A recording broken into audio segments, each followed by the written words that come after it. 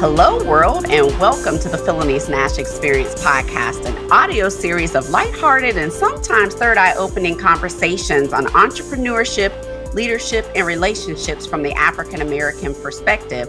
I am your host, Phylanice Nashe. Welcome. Attracting and retaining quality employees continues to be a challenge for business owners. And on this episode, we are talking about how to hire, attract, and retain top talent for your company post the Great Resignation. So let's welcome employment attorney and HR consultant, Jessie Saintcyr, to the show. Woo. Hey, Jessie.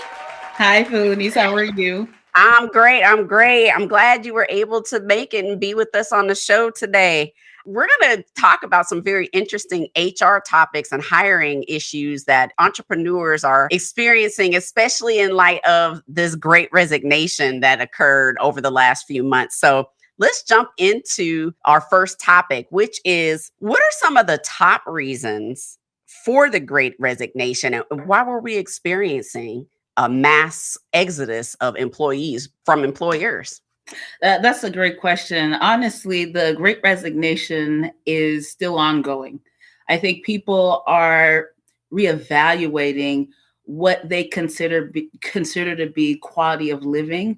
They're realizing that they could live off less. And I think given that we're still in the throes of the pandemic, we're not where we used to be, thank God, but we're still in the pandemic and people have lost loved ones. They understand the value of life differently. Again, they realize that they don't need as much as they used to. And they also see how their employers were treating them throughout this crisis or a series of crises. Because it's not just the pandemic. You have the reawakening around systemic racism and the need to address that. So employees are paying attention and they're trying to see if their employers are living out the values that they espouse. So it's not just something that you write on your website, but are you actually living that out? Do they feel that in the culture of their organizations? Does that extend to their homes where they've had to work for so long? But I think employees are tired. They're burnt out. There's been a number of studies that indicate that employees have been working 3 to 4 more hours on average at home than they were when they were on site during the pandemic. So there's just burnout, reevaluation of where they are and what they need, and trying to see whether or not their organizations are living out the values that they espouse. So in your practice, you do quite a bit of consultation, not just in the HR, but in D&I and other areas. Are employers listening? Are they reacting in the right way? And are they catching up to the employees' recognition that they need a proper work-life balance? Oh, that's a great question. Well, it depends on the employer. I think there are a number of large organizations, small organizations that have recognized that things are changing. They can't go back to the way things were. They have to take a temperature check regularly to see how their employees are doing. They have to check in. There has to be a more holistic approach to how they support the employees. And I think there have been a number of responses around that. Some big companies, I don't want to name any one right now, but there have been a number of big companies that, for instance, have shut down their company for a period of time so everybody can take a break and one group is not feeling the burden or carrying the burden while everybody else is taking time off. And it depends on what you can afford to do.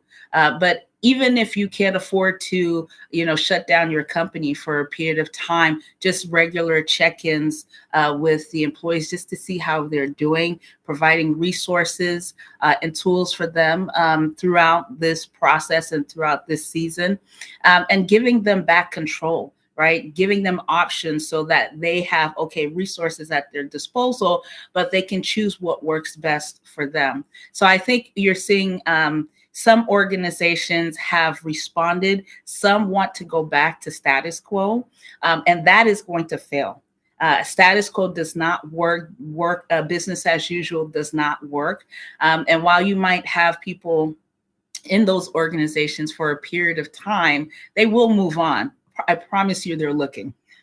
And I've had conversations with folks who work for Fortune 500 companies, government agencies, nonprofits. I promise you, they're looking. So if you want to retain great talent, then you have to avoid that knee-jerk reaction to try to go back to business as usual, because business as usual doesn't work. And that's good advice, even for small businesses as well, too, because they have struggled. Some have had to close employing and retaining talent. So let's go to the acquisition portion of that. We just mentioned about how you can retain, but companies are having some difficulty attracting talent. What are some of the things that they are going to have to do now to attract talent? Are we going to have to offer different employment packages? Are we doing 4 10-hour weeks and you're off on the weekends? What are some of the things that employers will have to do to try to find and attract this talent while we're still in this great resignation? Well, I want to answer your question and go back to your previous question and add this one point about DE&I. Since the murder of George Floyd and a series of other tragic events and passings of unarmed people, particularly Black men and women in this country, there's been a reawakening around racism. Somehow we thought that with the election of the first Black president that we were a post-racial society. That's not reality. Because racism is something that we taught, that we sometimes pass on from generation to generation, and it doesn't leave our hearts and minds just because we elect someone. So I think in terms of the retention and attraction of talent, a lot of people really care about diversity in the workplace, not diversity of thought, but diversity of people in different backgrounds, whether that be race, gender, or religion, et cetera, because we're increasingly a diverse country. Its census, 2020 census indicates that. And McKinsey and Company had this report about companies that are diverse and can leverage diversity through inclusion, I think are 35% more innovative, and they can compete better with their counterparts. So all that is to say that people are paying attention. Talent, they're paying attention to your D&I statements. They're paying attention to your values. They're paying attention to how people are are navigating the workplace in your organization and how they are given access to opportunities. So there's an undercurrent or a conversation that is always happening between employees and people who are looking for opportunities. And they're being told, you know what, don't go there because they say this, but they don't live it.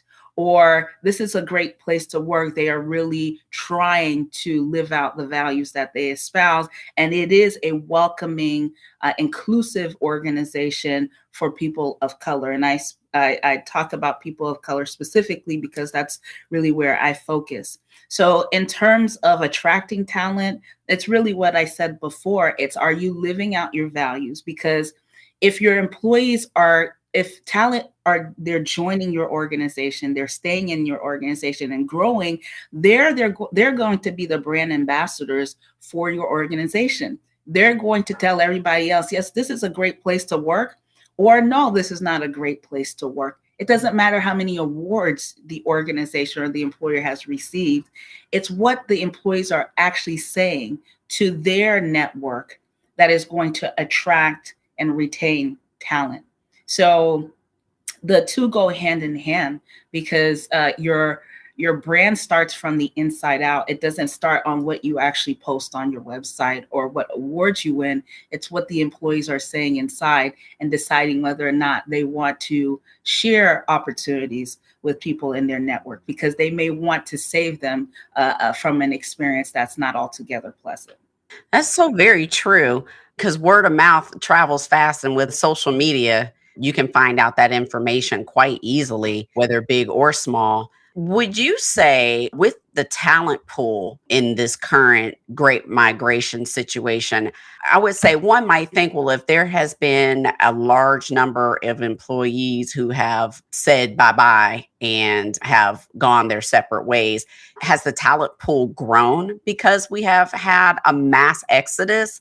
Or are we finding that employees are still very, very specific about what they're looking for, and therefore the talent pool still is not as robust as what we would expect it to be?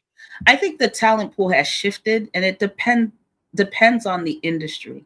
All right. So if you're talking about industry that is heavy in technology, science, engineering, and math, there is enough data to support that we don't have enough talent in the country to support those companies and those types of jobs. Artificial intelligence is really taking over what people used to do.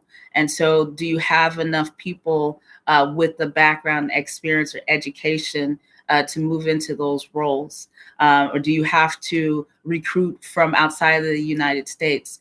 I would propose a different solution, which is partner with non-traditional communities to introduce these ideas and new ways of working, technology, science, engineering, and math, to communities that have been underrepresented, have been marginalized, and where the public education system is not adequately resourced to support them. And so this could look like maybe not a show and tell, but like a meet and greet type of experience, to internship opportunities, to building partnerships with different communities, whether the churches, the public schools, community centers, to introduce what work would look like in the 21st century and beyond, and what skills, experience, and things that the students need to be exposed to in order to be prepared for those types of roles.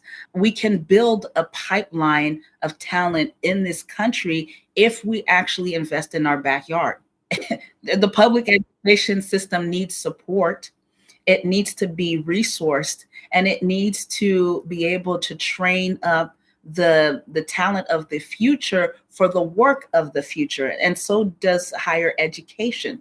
While I am not against immigration, and I'm not against bringing in talent from outside the country, but why not invest in your own backyard? And I think a lot of employers, organizations have an opportunity to build some bridges, introduce themselves to the communities, particularly those that do not see these types of employers and organizations in their communities.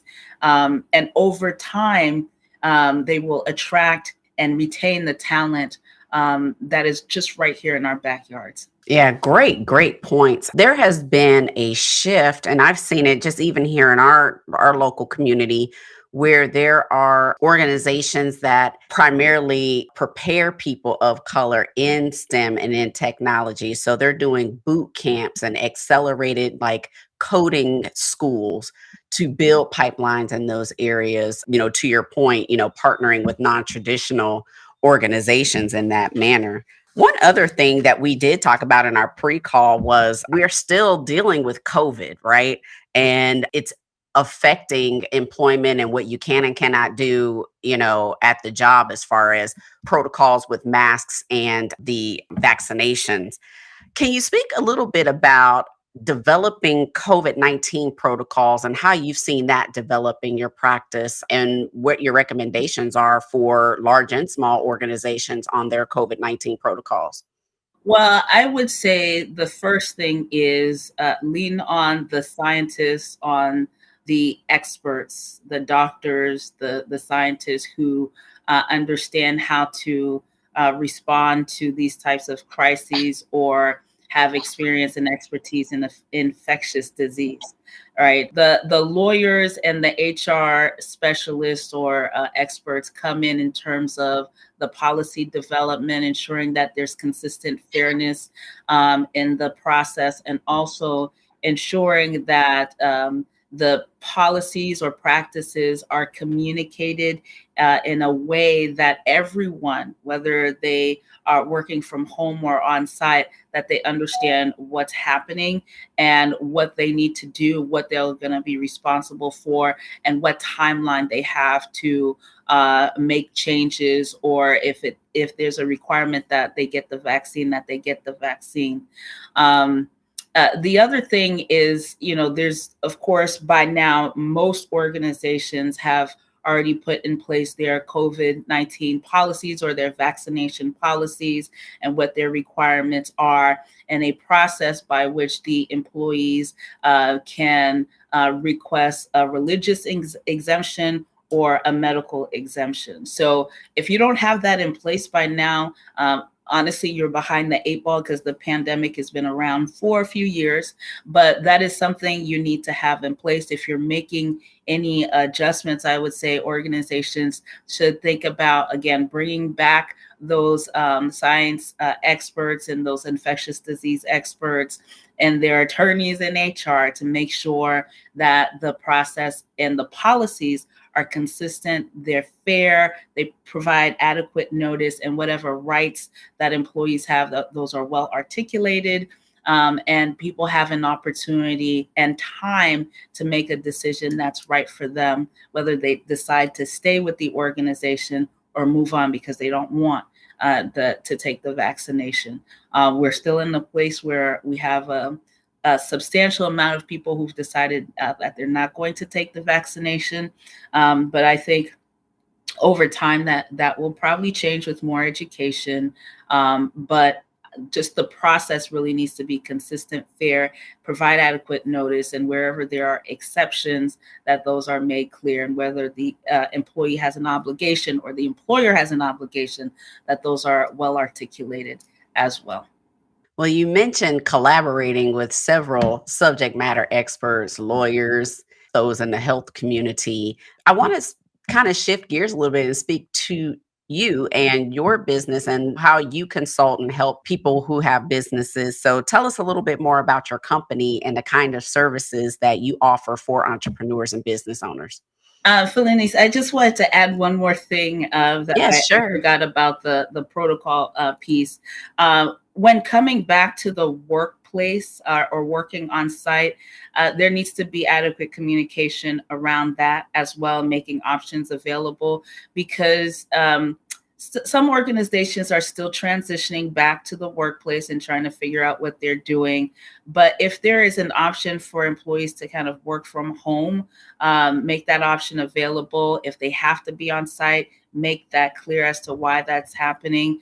And then there's a knee-jerk reaction to just try to get everybody back on site. But if you do an evaluation or assessment of how people work and what they're doing on site, if they don't actually need to be on site and working from home has actually worked and people have been productive and responsible, then why dismiss that information and that evidence to try to go back to normal? The last thing I would mention on that is cleanliness, and making sure that, again, in consultation with all of the experts, to make sure that there's enough space and the rooms or the offices are cleaned and sanitized in an appropriate way. So going back to your question about what we do, so I leverage the combined HR, legal, employment law, and D&I expertise to help organizations adequately prepare leaders for their roles, and to provide the systems to help support their talent and meet organizational business objectives. So what would that mean? One of my clients in Massachusetts, they really had an HR department that was not meeting the needs of the organization. They weren't able to attract talent. They weren't able to adequately equip the leaders with the skills and resources they needed to engage talent in real time. And so I needed to conduct an assessment or an audit of their HR department to see where they could be more efficient, where they were focusing their efforts, where they needed to maybe shift their focus to something else that was better able to meet the needs of the organization and also support the vision of the leadership. So the leadership wanted to expand their presence in that community, and they wanted their leaders to be more ambassador like employees in the community. And so you can't be an ambassador, you can't be more present in your community when you're focusing on paperwork that could easily be automated or digitized, right? So that's one example of the type of work that I do. Or I've worked with a number of universities where they don't just want to say that they're an inclusive organization and that they welcome diverse talent, but they want to equip their leaders and managers with skills, best practices, tips, and tools that can help them engage diverse talent in real time without creating or exposing their organization to complaints and discrimination suits and things like that, to minimize that so that there's more consistency and fairness and access to opportunities. So they asked me to develop a series for them around diversity and inclusion, specifically how do we attract, retain, and support diverse talent, particularly people of color in our organizations. And when it comes to equipping leaders in that space, you have to start from the inside out, and self-awareness, how you think and how you show up really matters. And I think the one thing that we need to do in the diversity space is to make sure that we're challenging leaders to see themselves. Because if you don't deal with how you think and feel around these issues, and no one can do that for you, but we can show you how, right? And then we can give you, train you in the critical skills and tools and tips and best practices that can help you engage in real time so that you're leading more inclusively.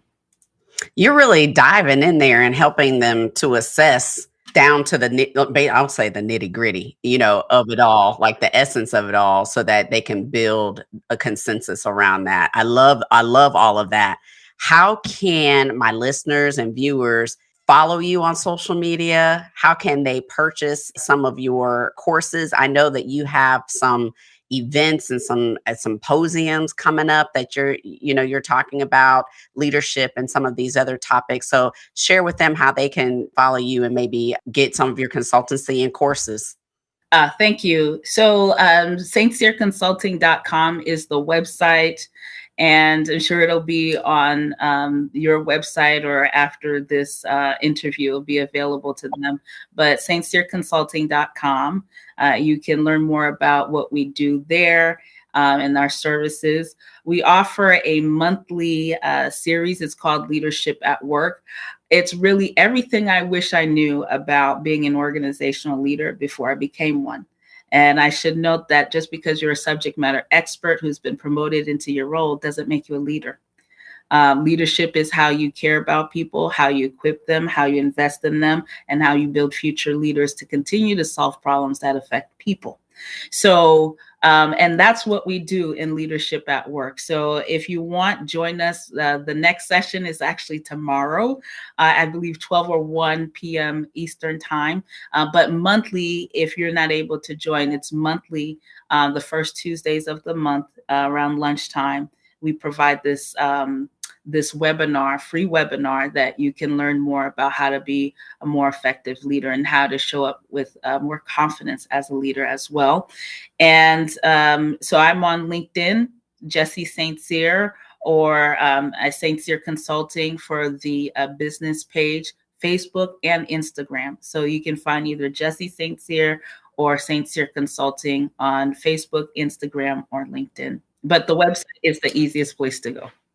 Awesome. And we just put that up for everyone watching. So they have your website, and we'll also post all of this information in the show notes as well. So we are about to wrap it up, but I wanted to just make sure that if you have a call to action or if you have a word of wisdom that you want to leave with the listeners and viewers, to drop that on them now. Okay.